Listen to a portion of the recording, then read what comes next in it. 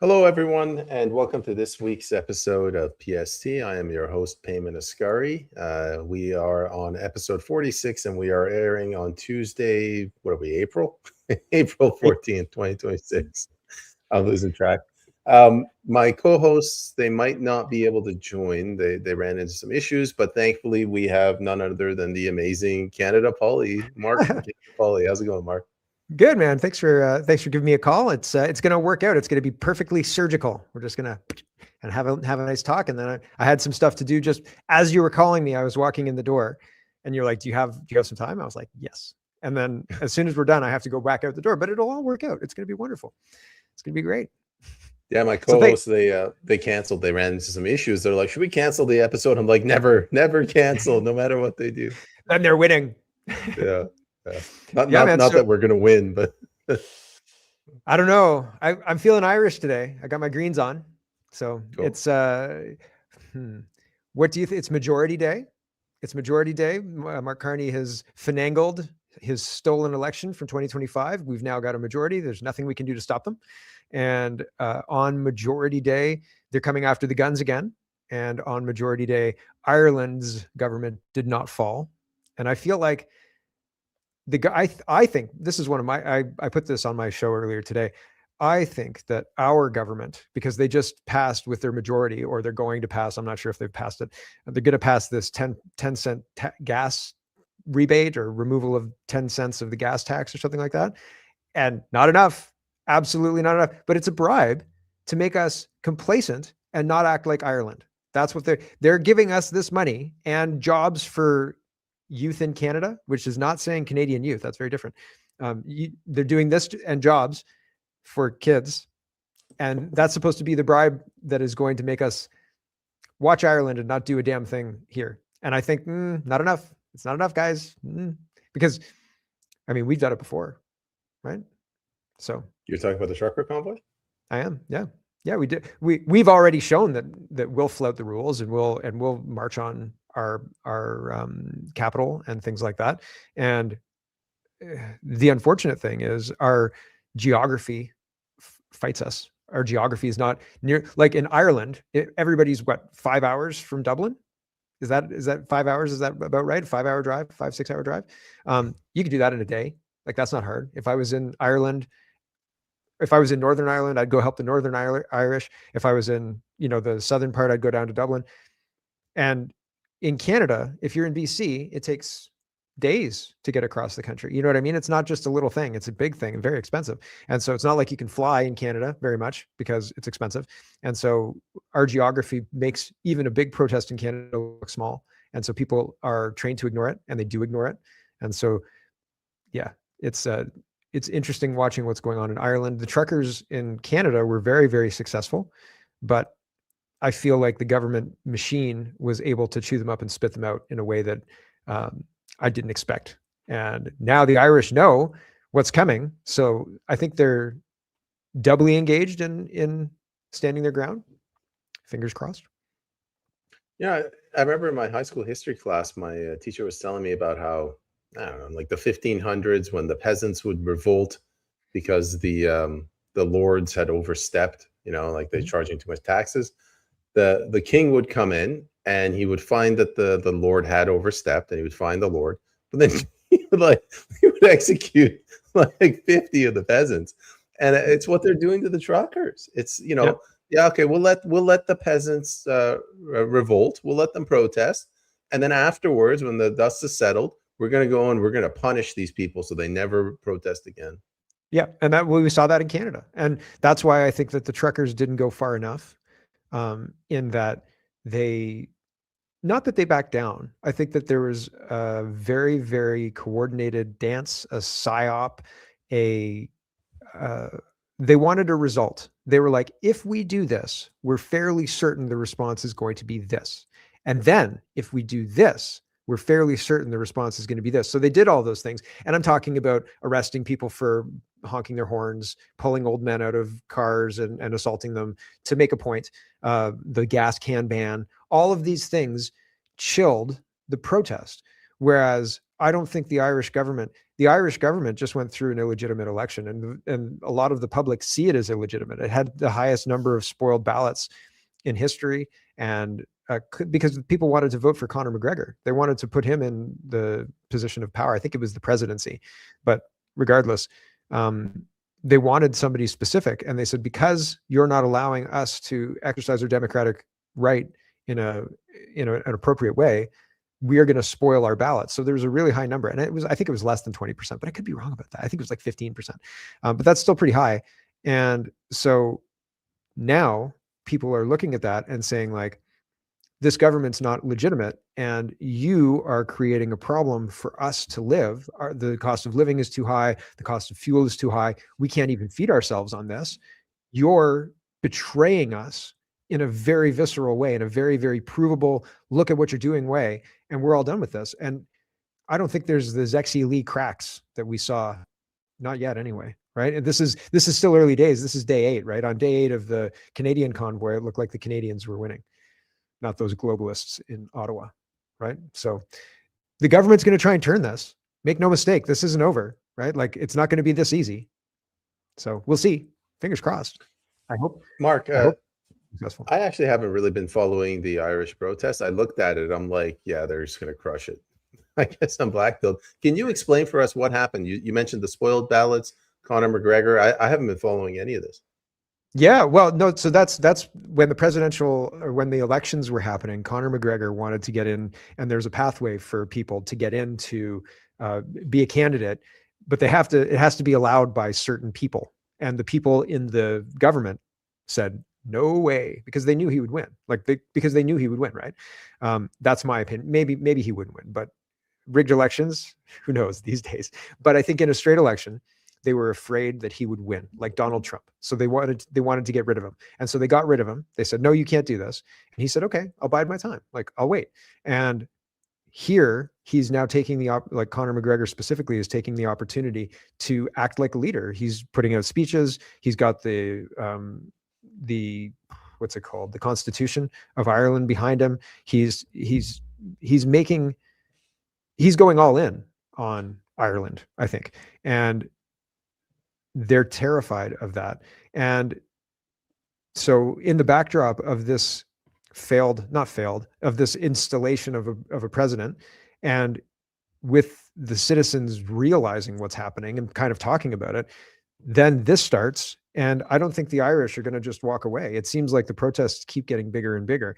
If they were going to crush it, and I agree with you, they are going to try and crush it. They're not going to let this happen. If they can reasonably stop it, they're not going to let this happen. But I don't know that they have the ability to stop it. They don't have the leverage. What are they going to do? 10 cents a liter on gas? Fuck off. How about no? Like, wait, too little, too late, you frigging criminals. It's time for us to have a trial. And yes, you're the people who are guilty. And so, like, it's what's happened is so unbelievable that the only play they've got is to replace the population. Because when we realize when collectively Canada realizes and the West realizes what has been done to them, they're going to be pissed. People are going to be really angry, but they do a great job at taking the wind out of their sails.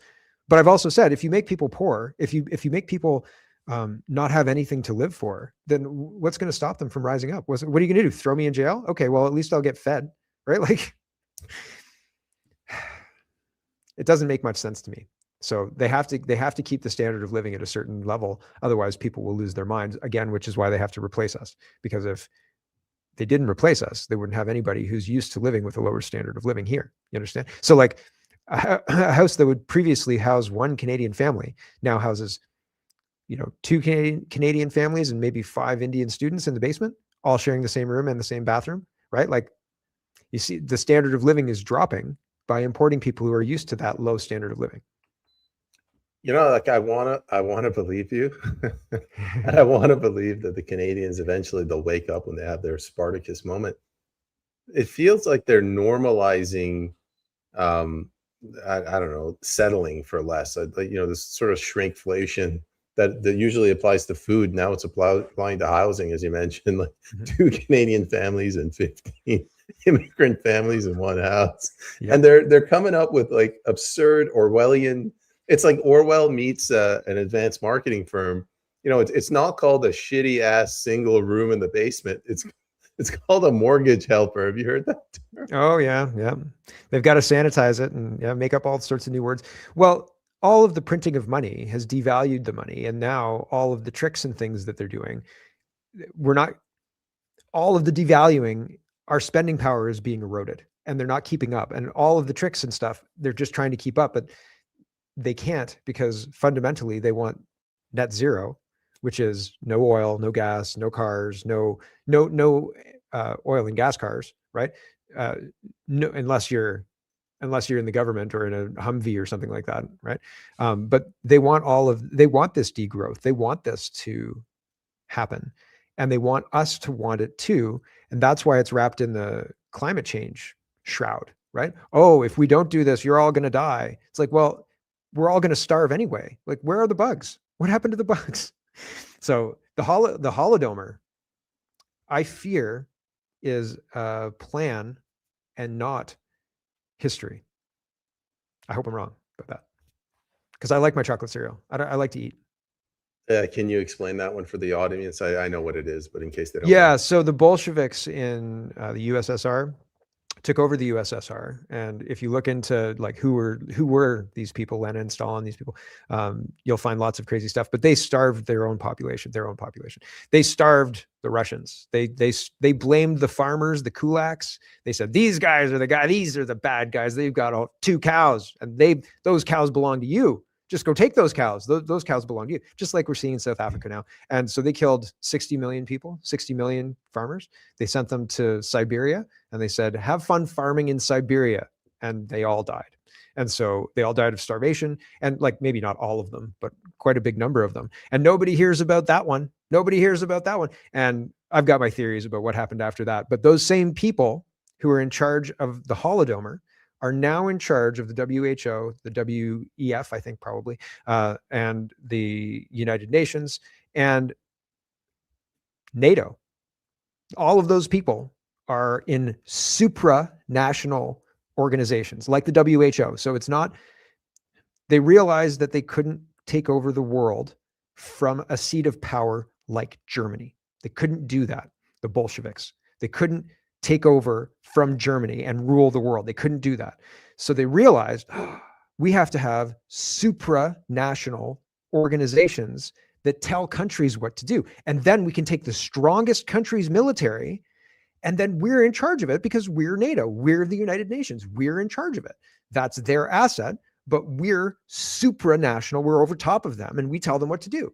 And that's exactly what they fucking did. That's what the League of Nations was. And then after the Second World War, they set up all of these supranational organizations that now we know as what the ones that I just named. But they've gone through lots of different name changes and things like that through the years.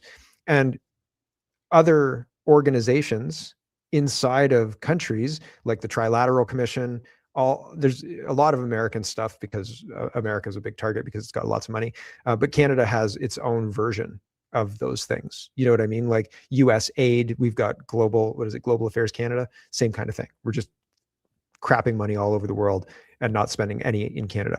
It's all the same thing. And the powers that be still aren't satisfied. They steal everything and they're still not satisfied. They want the rest. And it's so crazy. It's so crazy. I don't think they're going to win. I don't think they can win. But here, I hope I'm right about that. I agree with you. Looking at the CIA, look at the intel agencies and the military, as you mentioned, like the U.S. Marines. Put the military aside. The intel agencies, they almost seem like if you and I went to hire a private investigator, sorry? It's a CIA director. If you're John Brennan, if you're like Comey, if you are a CIA director, then you're always CIA. You're never not CIA. You've got your top secret clearance, probably higher level than top secret. No, but what I'm saying is that Brennan doesn't work for the people of the United States. Brennan, it's almost like he is a foreign diplomat that happens to be in DC, but he works for this cabal of people in the city of London. Yeah. So the city of London. Oh, the city of London's a big deal, man. 3 cities. Yep. That's what Trump's taking down right now. But yeah, the CIA will always be CIA. And I think it's a shadow government, fundamentally a shadow government, because a CIA appointee, somebody who's made the director of the CIA, is in there for, I think it's like 8 or 10 years. How long is the president in there? 4 years, 2 years till midterms. So if you piss off the voters and everybody's like, oh, Trump's going to lose the midterms, you don't do what Trump's done and lose the midterms. Just like you don't leave Brookfield for a maybe prime ministership, right? That was guaranteed. I'm saying right now, Trump is not going to lose midterms or anything like that. But it's a shadow government because the CIA director does not need to be put back in by voters. They have a 10-year or 8-year, whatever it is, a much longer term. And there are a whole bunch of positions like that. And that makes up the bones of the deep state, if you will, because it's used to turn the government. They say it's protecting American hegemony and American interests, right? So you can look at it and say, well, it's better for America to have this person in power in Venezuela. So we'll rig their election to make sure this person's in power, and then our interests are met in Venezuela. So that's what the CIA or the FBI, which one's domestic? FBI is domestic and CIA is foreign. So that's what the CIA does. They go and rig foreign elections, and that's well documented. That's not even speculation. That's well documented.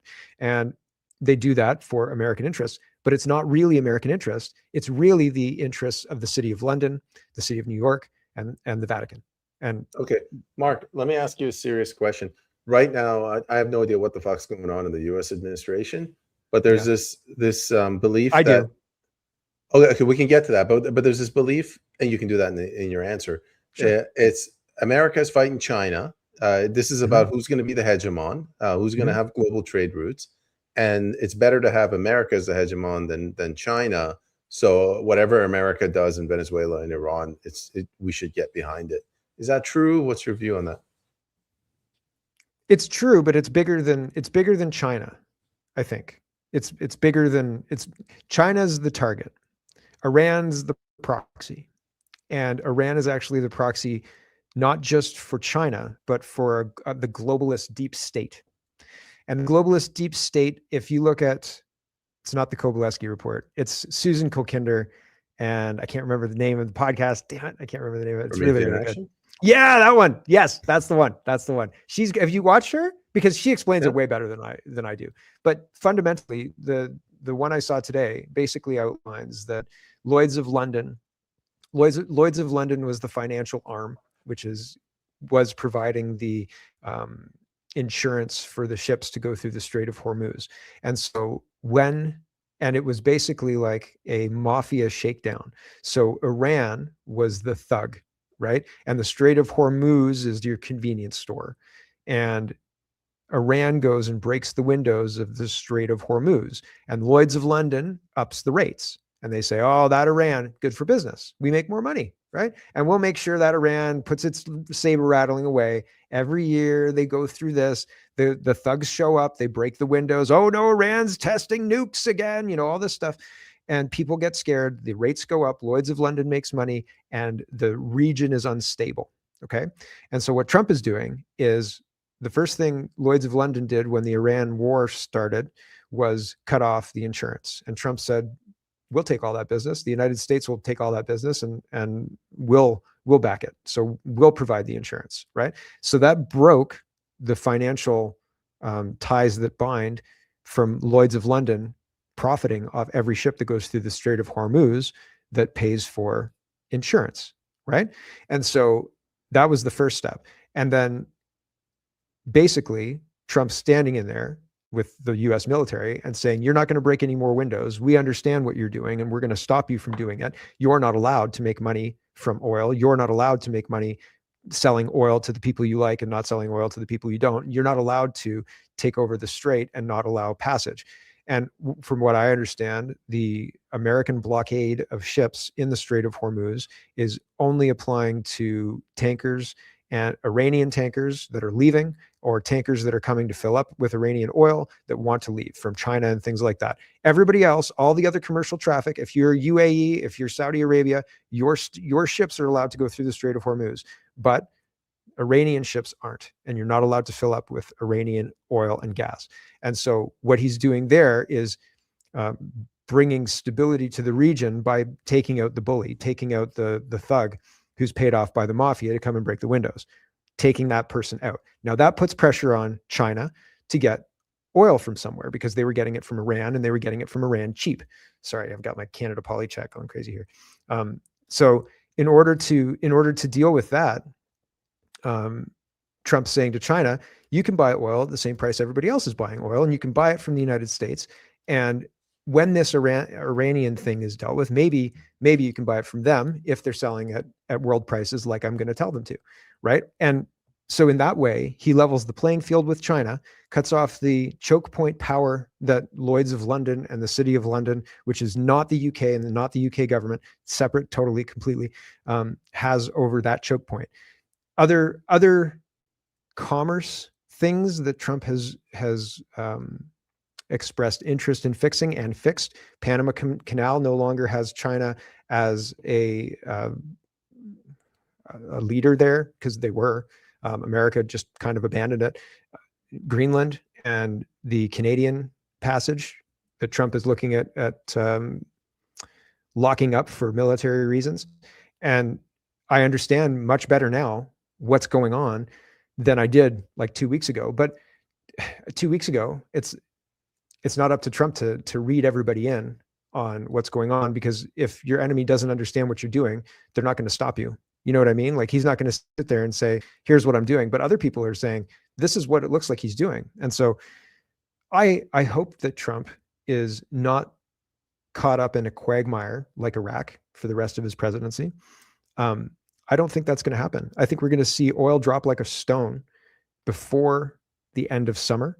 I think this is going to be wrapped up before even summer starts. I think this is going to be wrapped up soon. And I think the United States with Venezuela is going to up their fuel production and try and fill that hole. And basically what Trump is saying, and who knows if he's going to actually deliver, but this is what he's saying. When this is all said and done, oil is going to be very, very cheap and very, very plentiful. And so Canada is going to get totally cut out of that. We're not invited to the party. Alberta is kind of, sort of, but we don't have the infrastructure to even get our product to market, right? But the United States is going to make a shit ton of money because they're filling in the gap. And somebody in the Canadapoli chat correctly makes a good point. The United States doesn't have the oil. Venezuela doesn't have the oil. It's not ready to take on that kind of level of production. Can't deliver millions of barrels in such a short period of time.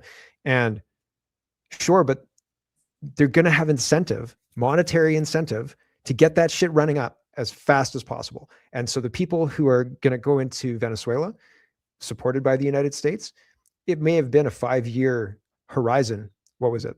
At the beginning of 25, like in March 2025, when this whole Venezuela, was it that long ago? No, I don't think it was that long Wasn't ago. it December? But was it December? Yeah. Okay. So when they kicked off with Maduro, that kind of started the clock, and people were saying 5 years, right, to get things running. But if there's a lot of money, I've seen land, man. I'm not an oil guy. I don't know, right? But I'm looking at this and I think to myself, if there's a lot of money, how quickly can they get that production up? You know what I'm saying? And so I think that there's a lot of incentives. I'm starting to get sick and tired of these people who are projecting that it's going to take a millennia to get these oil refineries working. Like, it's just the most absurd things. Like, if you have a factory or a refinery, and if the power goes out for 5 minutes, then it takes 6 years to bring it back online. I'm like, what kind of an engineer designs a facility like that? There's a flaw here, man. What the hell? Yeah. I'm like, I'm no engineer, but I don't think that's how you're supposed to design things. Yeah, for real. Yeah, there's certainly questions. Let me, Mark, let me jump in and let me ask you. I'm not really sold on this whole City of London thing. I'm familiar with Promethean Action. To me, this is more, America is a maritime power. They control the sea trade routes, and they want to kick China off of the land trade routes, the Belt and Road Initiative, which goes through Iran. And that's why you have Greenland, Panama, Venezuela. They've locked down the Western Hemisphere. If they can take Iran off the map, if they can do a regime change and ideally break it up into three, 4 countries like Syria, Iraq, Libya, then China can't go through there. They're forced into the oceans, and America can negotiate with China. Essentially, negotiate means open up your capital markets. We want you to spend more instead of exporting more. What do you think? Do you disagree with me? Do you think the Lloyds of London, City of London thing is more important? I think it's hand in glove. I think fundamentally the people who run Lloyds of London. So there was a short clip that basically said the Roman Empire became the Vatican. The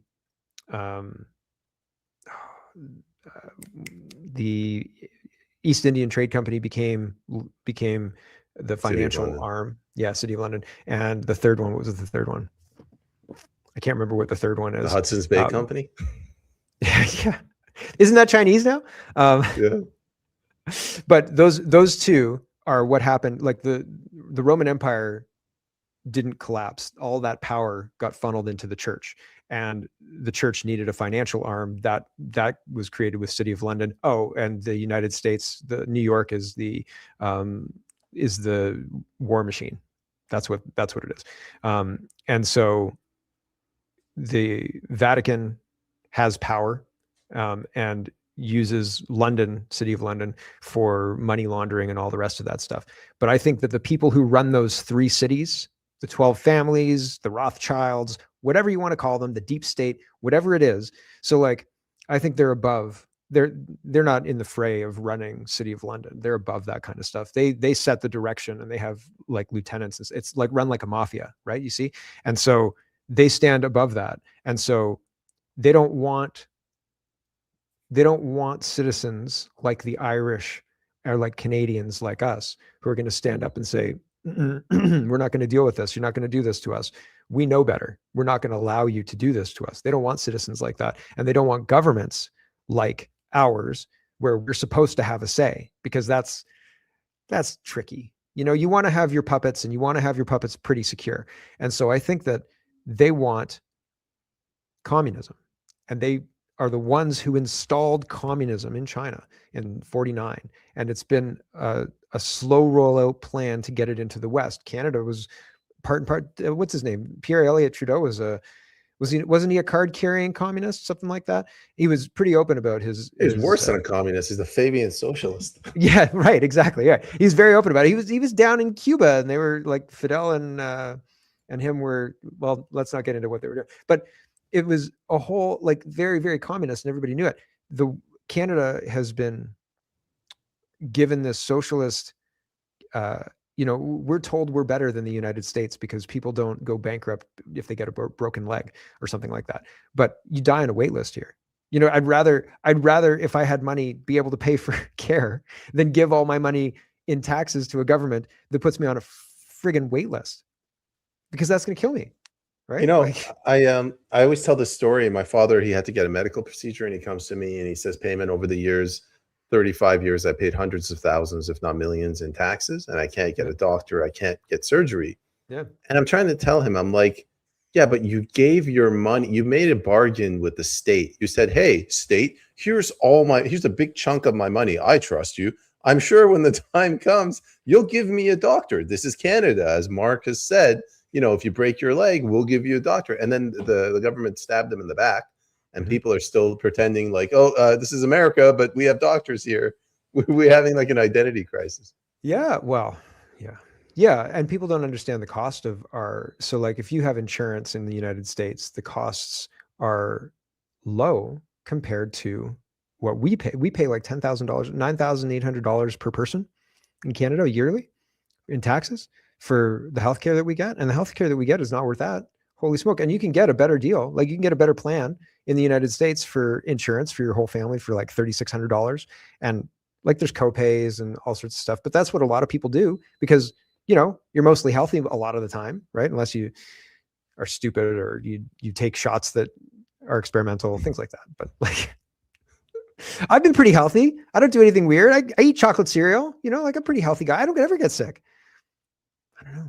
I don't like, you can go back years. It's been years. I do a daily show. I am not sick. I'm not sick. It's so weird. And when I am sick, I'm like, oh man, this is rough. And people are like, you seem pretty okay. I'm like, yeah, it's pretty bad though. It's a man cold. I'm just a baby about it. Yeah. Like, I don't even, well, I used to get my nostrils, when you have one nostril that's blocked. I hate that. It's my least favorite thing. It hasn't happened to me in years. I have this water machine, and I've talked about the water machine before. And I thought it was a gimmick, and I've not been sick in years. So I don't know. I have a theory that we pay so much in taxes that even viruses want to stay away from us. They're like, Yeah. "God, these guys, man, they're in a bad place." Yeah. Oh my gosh. We are. And we're not very critical of our government. Well, people are critical, but I don't think it's we're not very effectively critical of the government, because they ignore us and they just keep doing all the terrible things that we don't want them to do. But there's no accountability for it. You know what I mean? Like, it's like, oh yeah, we feel really bad about the cost of oil. I guess we'll take 10 cents tax off. And like, they just put the carbon tax up. Like, undo that. They undo all the carbon taxes. That's not even the solution. Taking 10 cents off this, I railed about this on my show this morning as well. Taking 10 cents a liter off of gas and like putting that through taxes, like, oh, we're not going to take this tax, and aren't we so good? That's not a solution. It's a Band-Aid. The solution, if the first day that Iran looked like they were going to block the Strait of Hormuz, we should have quadrupled production and started sending ships all over the world. Here's some oil. We just thought you might want it, and here it is right on time. I get what you're saying, but it's a pipe dream, because the Rockefellers are in here with the First Nations. They're like, block anything that goes anywhere from any province. And then you got the pink-haired lunatics with the septum rings saying that climate change, that this year, in 10 years, I promise, this 10-year mark will kill us. Yeah.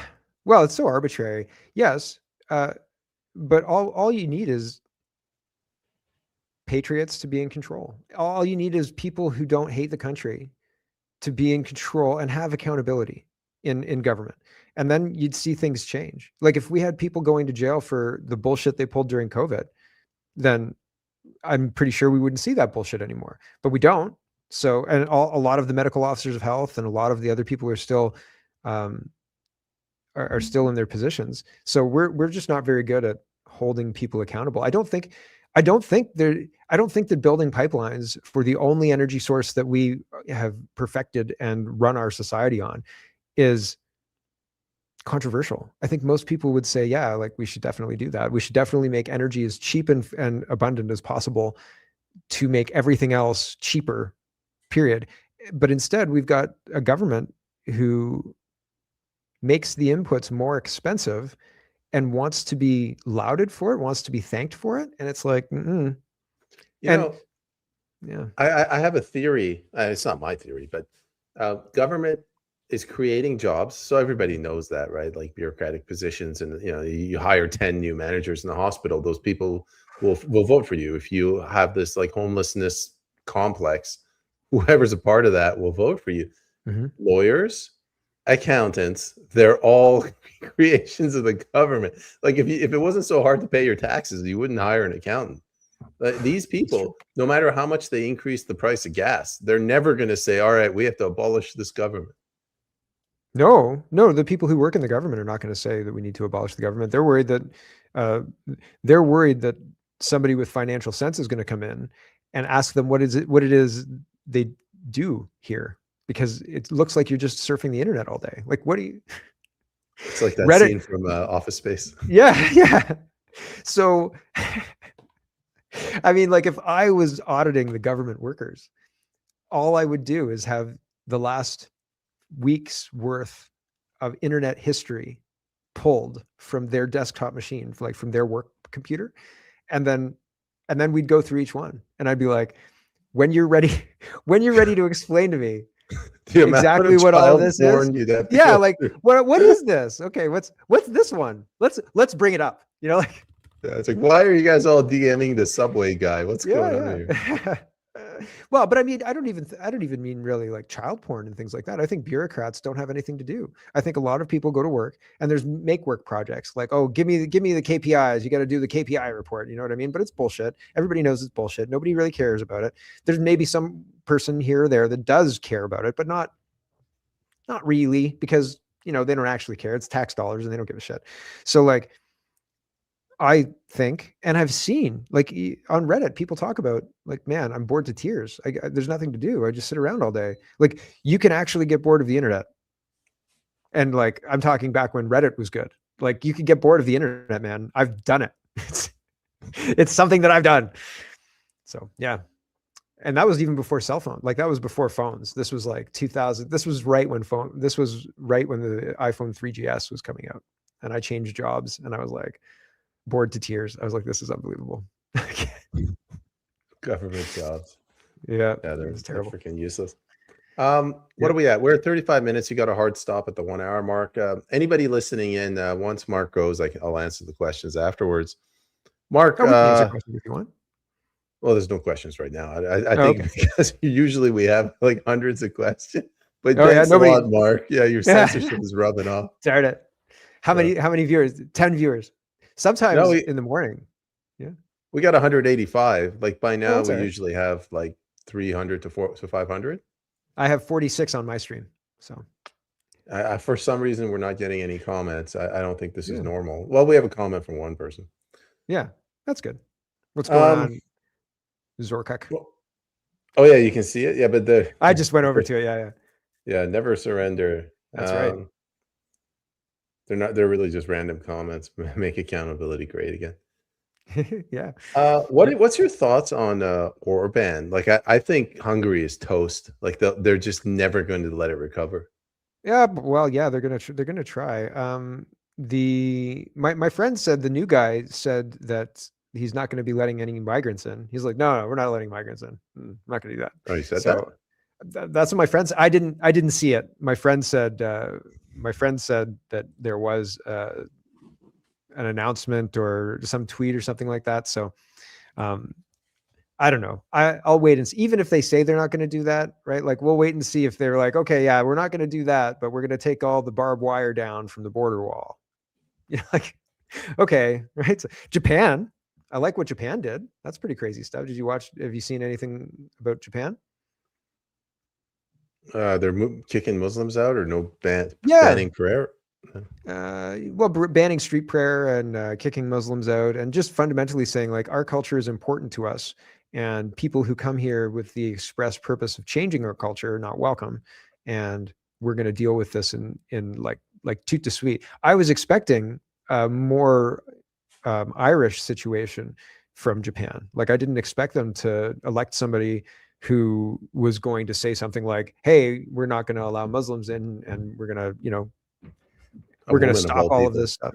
Yeah. And like, because usually women are more agreeable, right? Like no shade women. It's just biologically we're different. Men and women are different. And usually,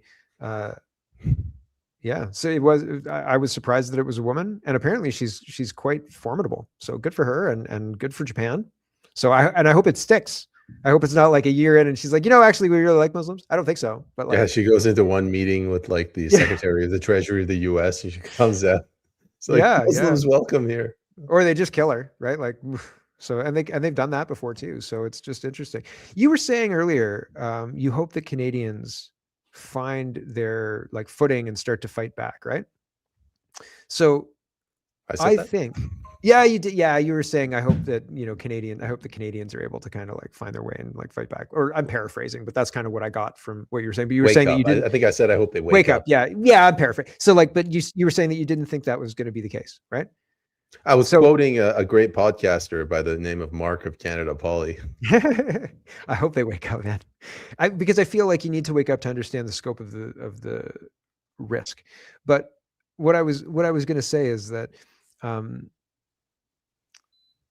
if we had a country like, say, Canada just woke up and we were like today, and everybody was out in the streets and it was a big party and we were not going anywhere until the government collapsed, and then the government collapses and then like you're a minister and I'm a minister, and like however it's happened, regular people, or not you and me, but just regular people, a bunch of truckers, 300 and whatever truckers are now the cabinet, or now the caucus of the government, the legislative branch. If that happened, okay, first, all of the provinces would start attacking the federal government, because all of the provinces are underneath the George Soros or whatever deep state plan. Okay. So all of the leaders of the other levels of government, and so all the provincial leaders and all of the mayors will start attacking the federal government. And then all of the world will say, listen, we can't deal with Canada because they don't believe in climate change, and they're going to destroy our world. And they don't believe in gender equality, and they don't believe in gender identity. How could that happen? We're not going to trade with them. They're racists. Oh my gosh. They don't want to have Muslims come into their country. And, I don't have any problem with Muslims if the Muslims are in countries that are already Muslim countries. Be Muslim. I don't have a problem. You do what you want to do in your country, but this is not a Muslim country. And when you come to this country and you start praying in the streets and stuff, that rubs people the wrong way. And they know that, and they do that on purpose. And they've taken over a bunch of countries. And so like, I don't have an issue. You do you in your part of the world, and we'll do us in our part of the world. But if you want to start a fight with us, I'm not going to, I'm not going to let it, I don't think we should let it go.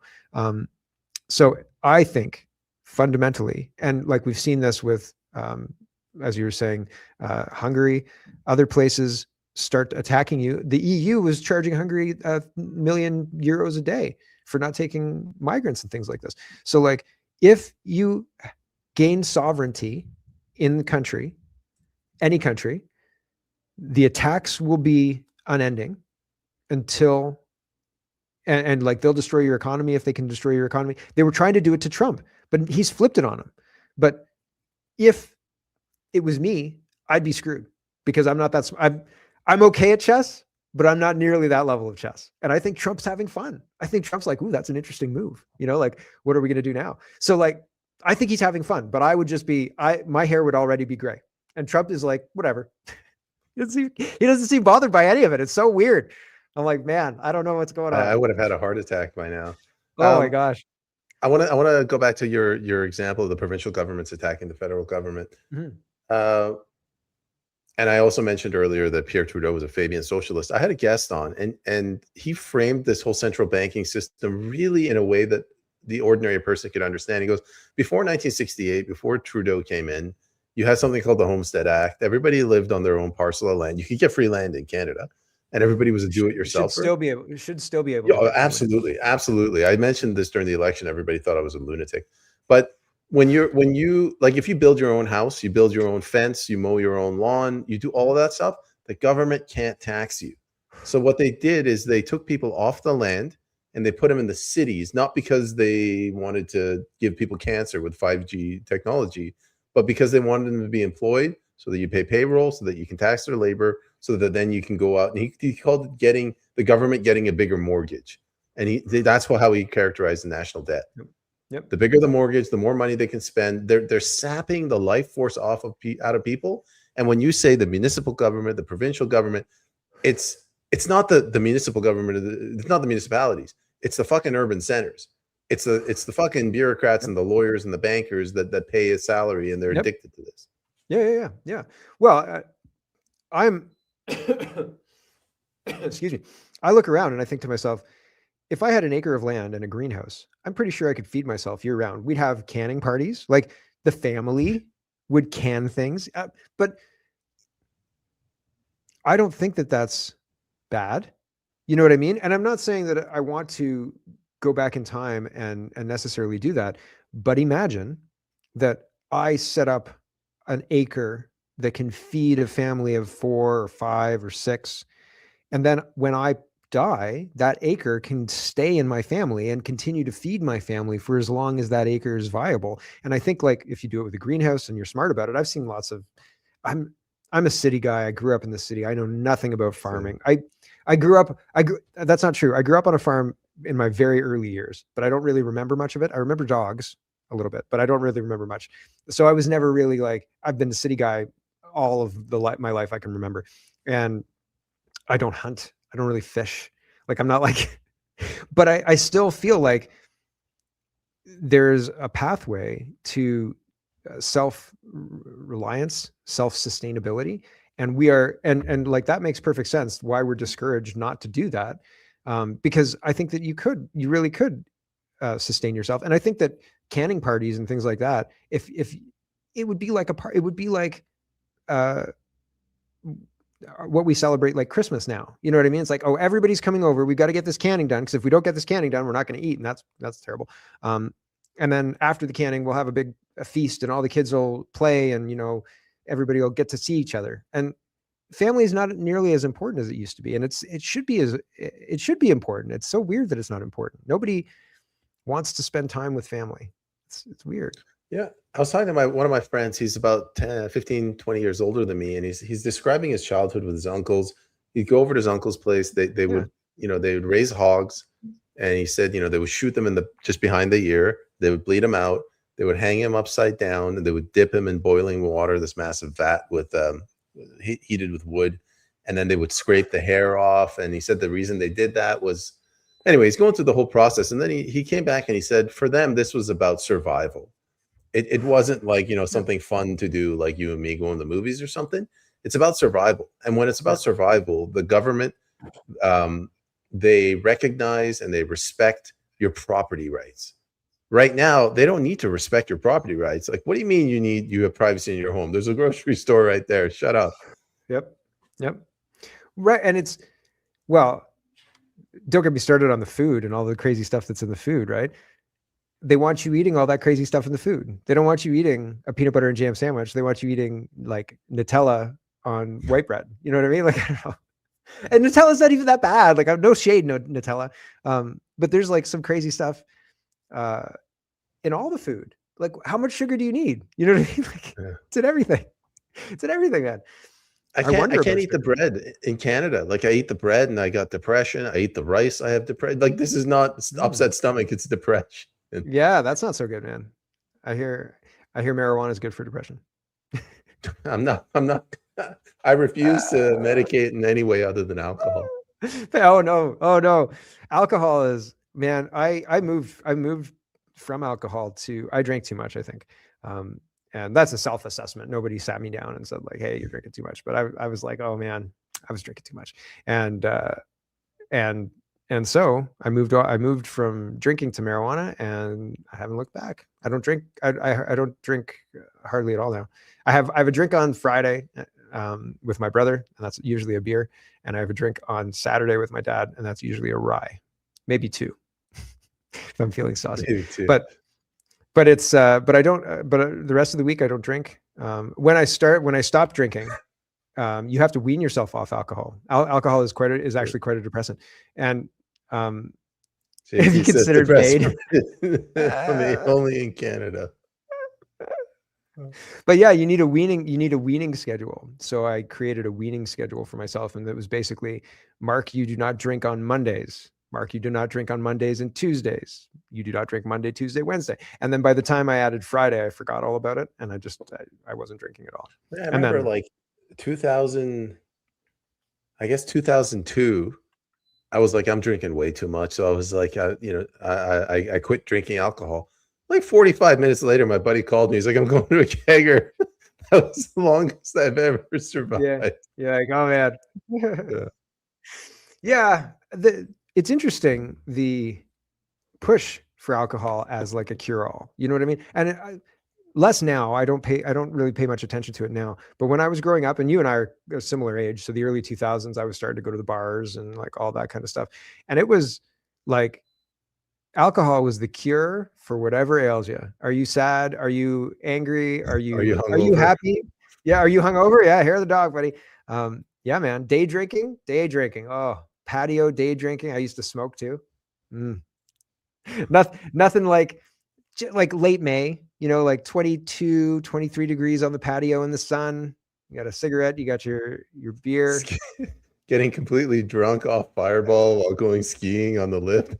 So that's all right. 7 a.m. Everybody's got their thing. Yeah, no, I'm I don't know. I liked drinking. It was fun. But I recognized that it was problematic for me. So I was like, let's stop that. I could probably do better. So I tried to do better. I don't know. The alcohol's really expensive now. The cigarettes got really expensive too. Says, okay, this is digressing. All right, fine. We can bring it back. We got Sorry, probably 5 minutes before you got to go. What are you following? 12 minutes. No, that's fine. Are you following the BC provincial leadership? A little bit here and there. I saw something about today. One of the leaders in the race was talking about how BC does not have the lines drawn properly on highways and stuff. So it's somebody else emailed me and they took a picture and they were like, I'm driving in BC right now and there were lines on the highway. I was like, oh damn. I guess I was wrong. He's like, nah, it's really inconsistent. I said, oh, okay. But yeah, I feel the BC Liberals, Conservatives, used to be a Liberal Party, right?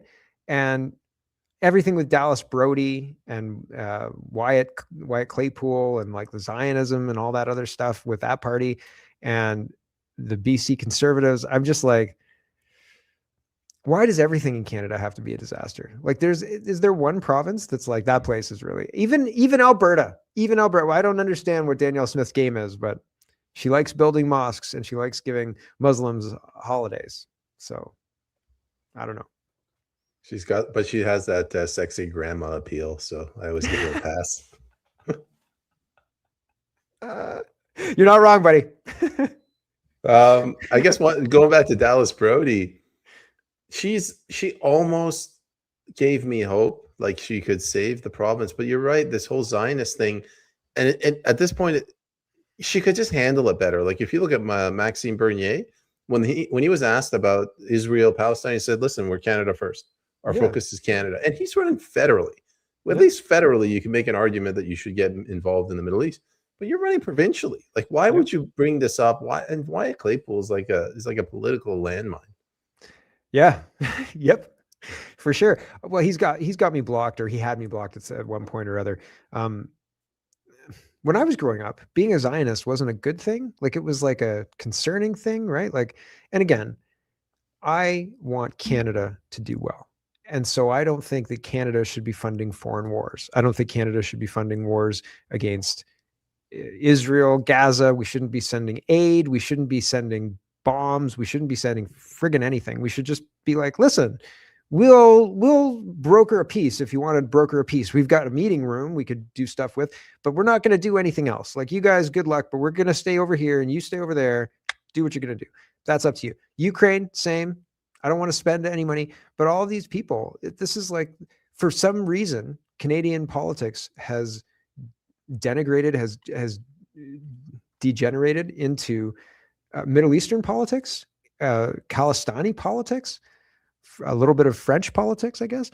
I don't know.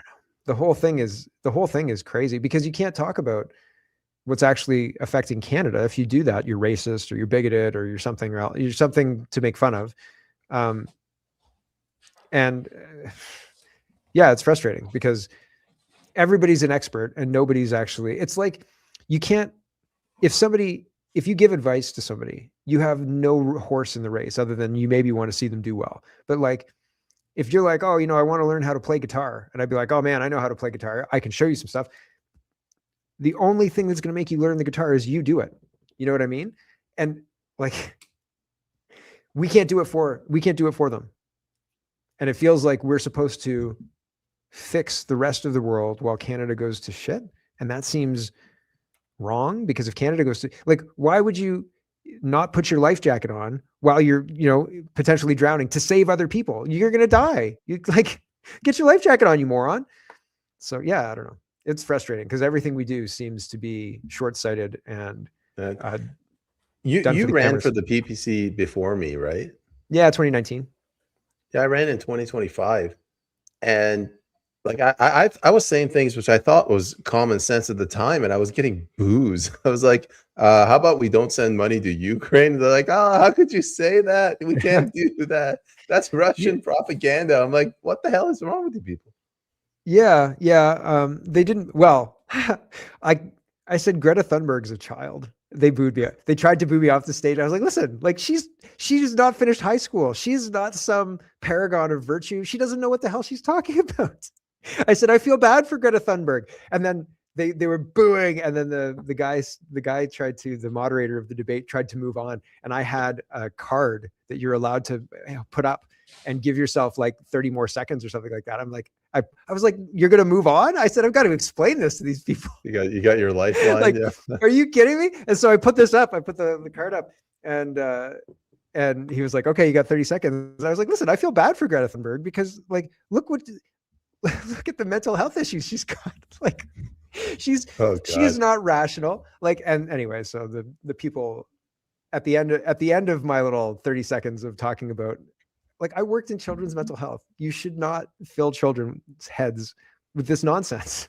If they come to it on their own in their 20s and their teens or whatever, fine. But don't tell children the world is coming to an end because maybe you're fucking wrong. Like, you moron. Allow them to be children for crying out loud. I went to a high school during the election, and I was just talking to the kids. And then at the end, one poor girl, she came up to me. She's like, Mr. Askari, I really liked what you said, but I'm really worried. I'm scared. I don't have any hope for the future. And I just lied to the kid. I'm like, don't worry, girl. Everything's going to be fine. There's nothing wrong. The entire country's on fire. I'm like, no, this is totally fine. Don't worry. Everything's going to be great. Yeah, don't worry. Yeah, no, the kids liked me. When I went to I think I won the one of the high schools in Guelph would have voted for me if the election was held at that high school. So I was like, yes, I got one. But yeah, the kids were, I liked the high school debate. I thought it was a ton of fun, and it was probably one of the most honest debates, and the audience was the most engaged. I was like, wow, like interesting, and good questions too. I thought they were good questions. It's ironic. People get dumber. I mean, you could just draw a line as they get older, like the IQ goes down, right down to the boomers. They were the dumbest. Like, what are you going to do about my pension?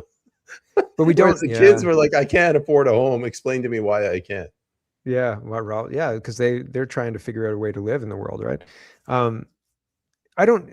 I think a lot of adults don't use their brain to their full potential, and so like that kind of, that falling off, you're not engaging yourself in a way that is interesting to you. And I think that we're encouraged to waste our time rather than finding something that's interesting. Because I'll spend 10 hours doing something, and it will feel like 2 minutes. At the end of it, I'll be like, oh man, this hurts. And it's like, you haven't moved in 8 hours, Mark. Like, you got up 6 hours ago to go pee, and that was that. And it's like, but people are not encouraged to find stuff that catches them. You know what I mean? And that's a damn shame, unfortunately. Somebody was talking about Dallas Brody. Alice is saying, don't you think Dallas Brody is more controlled opposition? She can't see past her own convictions. Yes, I stopped following her because, yes, I think that Dallas Brody is more controlled opposition. I think that it is absolutely, she's got this one thing with the residential schools, and I like her rhetoric on that. But from the other stuff that's going on, I feel like she's very closed. Like, yeah. She's not looking around at those things. She's not really engaging with those things. I don't know. I don't trust 1BC, but I don't think I trust any political party in Canada at this point in time. I can't figure out why party politics is a thing. Why would anybody trust this group of people? Like, they don't seem trustworthy. It's like trusting a gang. Yeah, like, I don't get why aren't we sending independents and like crossing the floor to who? Like, you're accountable to us. That's it. Like, that's it. So I don't know. It is. Mark, I know you got to go, so why don't you tell the audience where they can find more about your show? Yeah, thanks, man. It's been fun chatting. I hope I didn't bore anybody. If you want the whole show, no, if I do a daily show about Canadian politics, and it's usually a morning show. I try and make it a morning show, and it's supposed to be lighthearted and funny, but sometimes it's deadly serious. But I smile my way through it. And yeah, you can check that out at Canadapoli.com, or if you look up Canadapoli on like all of the like Substack. And I don't put my show on X anymore because I stopped paying to be censored. I was like, I'm not going to pay to use this. Like, forget it. Yeah. I'm like, well, why am I paying this guy to suppress me? Yeah, it didn't make sense. I was like, listen, like paying your girlfriend to cheat on you. Yeah. And when I stopped paying, I actually get more engagement now. I don't understand. Like it Same used to here. be, yeah, it used to be that about 100 likes was my cap. And like in the last week, I've had a couple of bigger posts and I'm like, what is happening here? And then they're trying to sell me premium for 50% off. I'm like, nope, I'm not interested, man. Stop censoring me and I'll pay gladly. I used to pay for Reddit. I loved Reddit. I was like, oh my gosh, this is the best website ever. And then they destroyed that too. So Yeah. unfortunate. But yeah, if you want the whole show, head over to canadapoly.com for my stuff. And I don't know. I try and have fun. I try and have fun talking about what's going on because I think it's so crazy. And I always enjoyed watching mostly Stephen Colbert. The Daily Show was pretty good, but a lot of it was boring. I always liked the monologue at the beginning where they'd talk about the news and stuff. That was my favorite part. So that's my whole show.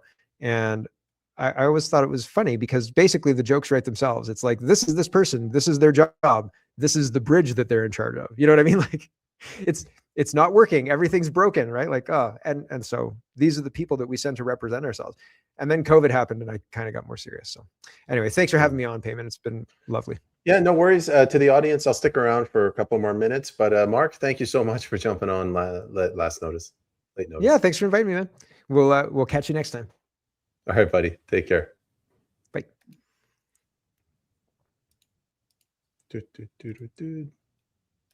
I guess I can remove you. I have that power. All right. I'm just Mark had to leave, so I'm just checking to see if there's any questions in here. So Tim, I brought this up during the episode. EU pulled a coup. He won't be in there long. The new Hungarian president, or prime minister. The whole goal was to get Orban out. This is I was watching the Duran and Alexander Mercouris said the same thing. I personally think it was a coup. Alexander said that it's possibly also because he was in there for 16 years. But if you factor in the $1 million a day fine, it's just everything that they did, they pushed back at him so hard and they made life hard for the Hungarians. It is a sort of a form of coup. And then they also said that the new president won't be there for long because he was an Orban guy for a long time. And they'll probably get another guy who's even more extreme left. But this isn't even a left-right social thing. They will get rid of the pro-natalist policies. They will start letting in immigrants. But most importantly, they're going to send money to Ukraine. They're going to integrate Hungary to their European court system, is what they were saying. And I was thinking about this. Alexander was criticizing Trump for not supporting him. I know he sent JD Vance, but at this point, it seems like they're just sending JD Vance around to torpedo or sabotage his chances of ever being president. I think the reason that Trump didn't help Orban is because they don't want strong independent countries in Europe. They want one single EU that they can negotiate with so that when they tank the world economy and they destroy the oil production in the Middle East and in the world, it's easier to just get one EU to come negotiate and beg to the US for LNG. That's just my theory. I just came up with it by listening to like 50 podcasts today. Come on, women in power are psycho. Japan got lucky. Yeah, I mean, sometimes they're crazy, but I mean, if you look at Canada, the only two we have that have cojones, Daniel Smith and Dallas Brody. I mean, unless you consider Pierre Poilievre a woman, in which case, yes, he is crazy. Not crazy, spineless.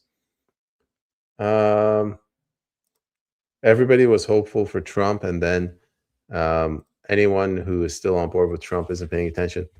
With every passing day, I'm starting to lose faith in what's going on, and I think he wanted to take on the globalists at first, and then Butler, Pennsylvania. I think the neocons are like the militant wing or the legislative foot soldiers of the Zionists.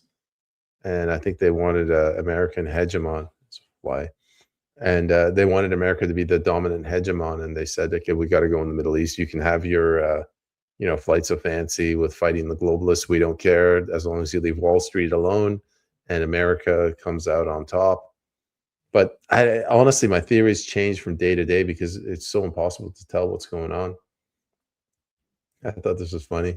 Depressed from bread. Have you considered made? Yeah, we're almost there.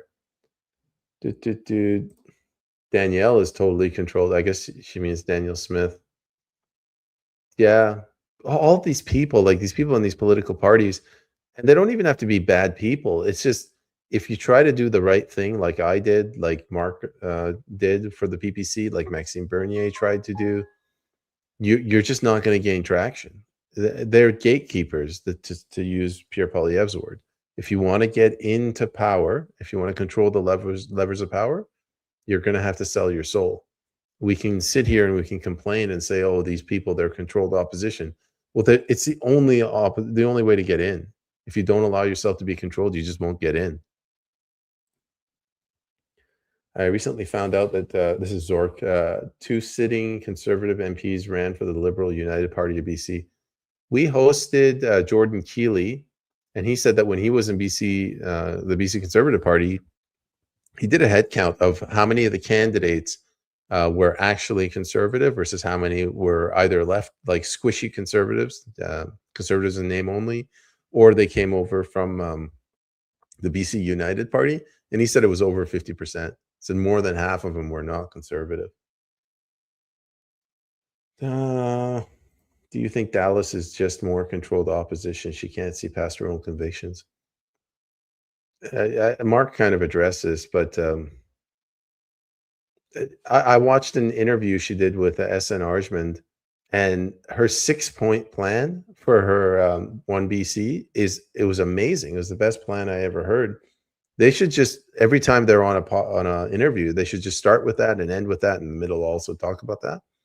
And none of this Zionist, this anti-Muslim stuff. I get it. We don't want to be a Muslim country, but I think she's losing the youth vote when she talks about Zionism, because the youth are just tired of this. Like they're seeing their savings, whatever savings they had or their parents had, they're seeing it evaporated in the central banking system, and people are saying we have to go bomb the Middle East.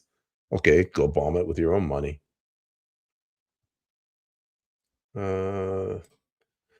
It's been decades and people still have to be taught to put your mask on first before helping others. The pedagogy obviously failed. Yeah, this is about helping yourself before you help other people. You're complaining about Greta. How about that teen on the ballot for governor of Vermont? I didn't hear about him. Poor kid must be surrounded by terrible adults. Adults be like, we failed, so the kid needs to be in charge of the necropolitics in the state. I just saw Dallas. Don't go yet. All right, I'm still here. She's joking, Yuri Fulmer. She's joining Yuri Fulmer. Yeah, this has been going on for a while. Why would you ever pay social media companies to steal our data? Seriously, yeah, this is where we are.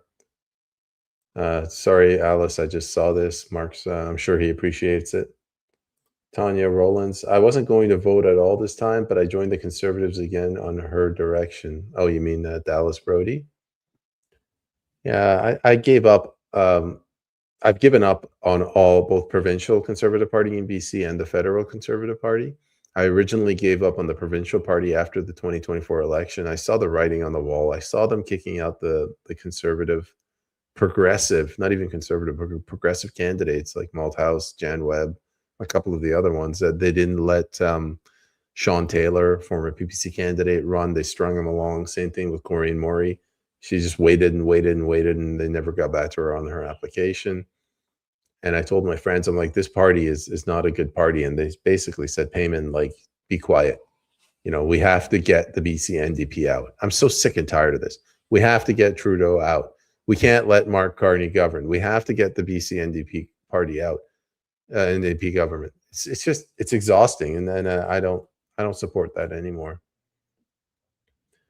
Fergus, thank you for reposting the stream. It's very disappointing what happened to Orban. Yeah, I was really upset yesterday. They'll never recover. But I'm a little bit more worried about North America with what Trump is doing in the Middle East. I don't think he's quite the libertarian, small business guy that I was hoping. Like I knew always that by taking on the globalists, he would be supporting the globalists in North America. So the nationalists, the Wall Street. I just thought that some of the crumbs would fall down to us, and at least we would push back against the DEI, the culture wars. He kind of did that in the first term, but then I have a feeling he's just I think the neoconservatives, especially the Zionists, they used Trump. They said, let's just get him involved in the Middle East debacle. Hopefully we'll take out Iran. It's our wish. And if he doesn't, well, at least we've tanked the America First populist movement. We'll get the Democrats will get in next time, and we'll just use the Democrats the same way we used Obama. I still think Obama's a communist, but I guess I won't be moving to Hungary. Yeah, the number of places that you can escape to, it's getting less and less and less. Yes, he saved Hungary. I can't see them flooding it with migrants at this point, unless people are totally asleep there. Maybe they'll import some Canadians. Nobody's more asleep than Canadians.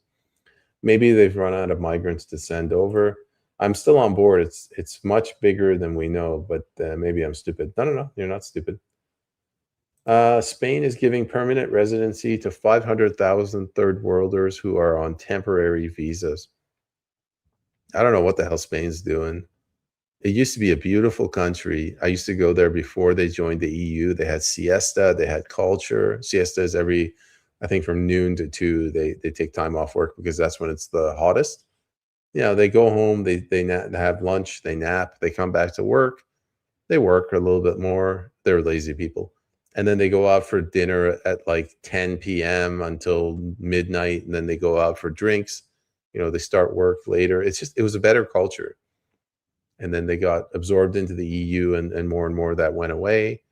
And then tourism took over, and there's been protests against tourism. So I don't know what's going to happen when they're bringing in immigrants.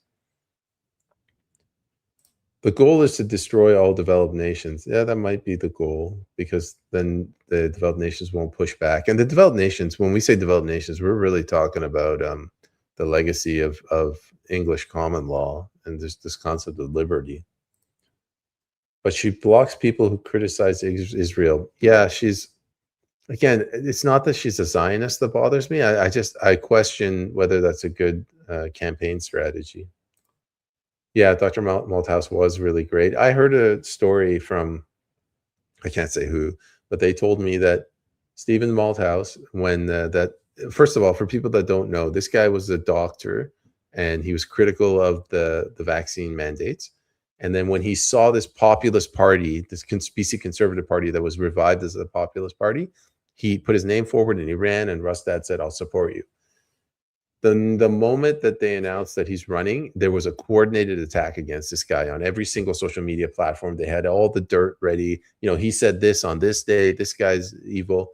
And Malthouse went to John Rustad and he said, what do you want me to do? And John, like, in a weak sort of manner, he said, well, if you really want me to, I'll support you, And Malthouse is like, all right, you know what? I'll resign for the benefit of the party.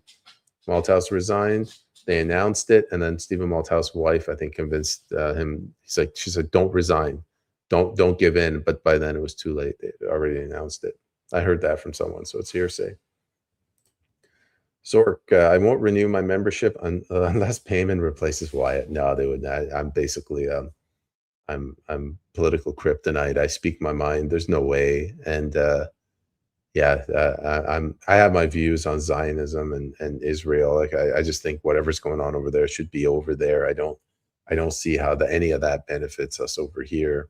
And quite frankly, Zionism, I don't even think it's about Jews. I think it's just this billionaire class in the US that wants America to be the hegemon, and they're using Israel to launder money into as a lobbyist into all these politicians that they're controlling. I don't know. I don't think it's just like, come on, man. Israel's got 9 million people. Where the hell are they getting all this money to buy off politicians in the U.S.? I agree. I know Corrine. I know Malthouse. I don't know Stephen Malthouse, but I'm pretty close with Corrine Maury, and I talk to her once in a while. She is such a lovely human being. Like as fierce a warrior as she is, when you get her on the phone, like she's just such a positive person, and she's so funny.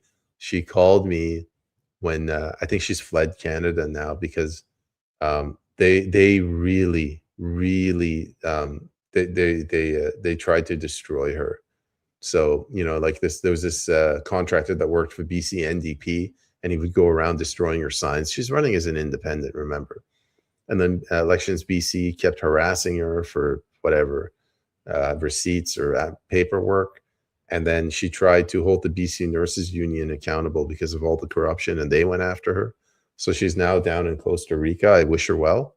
She fought harder than most, pretty much any Canadian, especially these brain dead Canadians in the urban centers. So I wish her well, and I don't give a rat's ass what happens to these bankers, lawyers, these people in the urban centers who are probably going to wake up one day and all their assets have been robbed by First Nations or central banks or bail-in laws. Tanya, did you know about the Sander fruit pack in Kelowna? Alexandria, right? I don't know about that. Sorry. Bloody cruise ships have ruined Barcelona. I'll take your word for it. I guess, yeah, it's a hub. I was thinking more Mallorca. They had a protest recently, 3-4 years ago, I guess. BC United fined $4,500 for running the Get Rid of Rustad website campaign. Caroline Elliott, Kevin Falcon. Well, Caroline Elliott, I think the writing's on the wall. She's not going to win. So I'll say this. I saw her. She started doing these viral videos, and I saw her, and she was kind of saying the right thing, but it's like a yoga mom or a soccer mom trying to talk about issues that she doesn't really understand, or if she talked about, she wouldn't be invited to the local backyard barbecues anymore. So she would talk about the land grab, and she'd do like the declaration at the beginning. I'm not racist. I support all First Nations. Of course, we've harmed them. We've done horrible things. We're evil people. Blah blah blah. And then she gets to the point. She's like, well, maybe it's not right that they're taking all of our land. It's like that kind of spineless, tepid response is not what we need right now to get out of this mess. So she always looked too vanilla. I reached out to her. I asked her to come on my podcast, and she never got back to me. I never thought she would. I think she took one look at my page, and she's like, oh, this guy's a far-right, racist, white supremacist.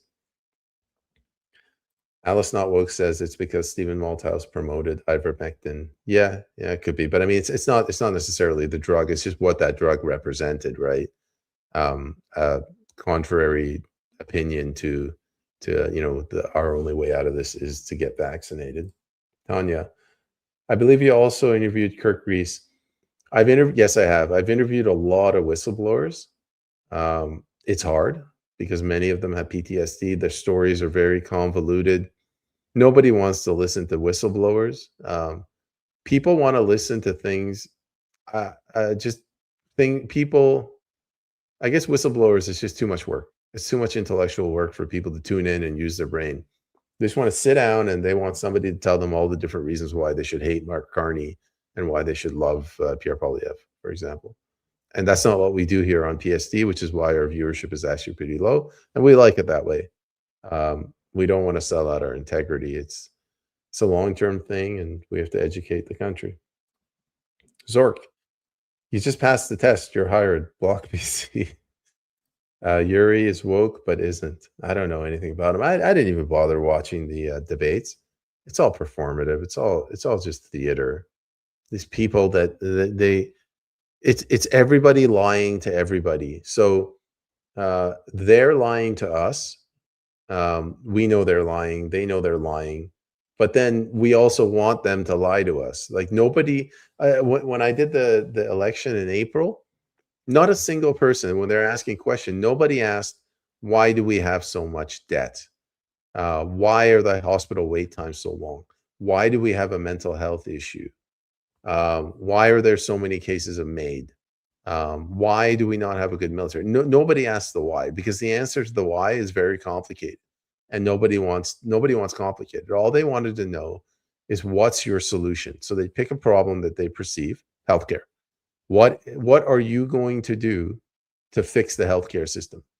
And the answer has nothing to do with what you're going to do, what can be done, what should be done. The answer has to be, how much money are you going to spend and how? That's what people want to know. So Mark asked on the episode, people talking about there's no lines on the highway. Somebody asked, some retard came in Whistler during the debates, and they asked about that. It was a Squamish. They said, like, oh, why are the lines on the highway or on the road not visible? It's a danger. What are you going to do about it? And people are like, we got to spend this much money. It's nobody. And then, I'm standing there, I'm saying, like, well, come on, man. What the hell? How is this a federal issue? even if it's a highway and the highway is federal, is that really pressing right now when people are lining up in homeless shelters and food banks? Alice Not Woke. Isn't Yuri and I can't read that, whatever that emoji is, business owner, aka foreign worker hirer? Yeah, he might be. I don't know. The remanded. Bingo. Answers are too complicated. Yep. Yeah. So no one will take the time to understand it, and almost just as much as a waste of time explaining it. I had a campaign advisor, a friend, but he was a campaign advisor. And he said, in politics, if you have to explain something to the voter, you've already lost them. And I thought he was just trying to be smart, but it turns out it is true, because the voter, when they come in to talk to the politician, they have a preconceived notion of how the world works, what's wrong in the world, why it's wrong. And this preconceived notion has been formed by, among other things, media. And unfortunately, in this country, for that age demographic that votes the most, it's the CBC. So the CBC has told them, the reason that we need immigration is because there's an aging demographic. And if I say something contrary to that, like, no, the reason that we have immigration, mass immigration, is because they're running massive budget deficits. They've tapped out all of the credit in the average Canadian person. The Canadians can't get any more loans. So the banks are complaining, and the government caters to the banks. So they want to bring in immigrants. I've already lost them. I lost them right at the beginning when I said no. All right. No more questions. And I get to go and cook some burgers. Thank you, everybody, for tuning in tonight. We had a good guest last minute, and I tried my best to answer the questions. I hope I didn't disappoint. I'll see you guys next week. Hopefully, my two other teddy bear hosts they'll be with me. You're welcome, Alice. Take care, guys. Bye.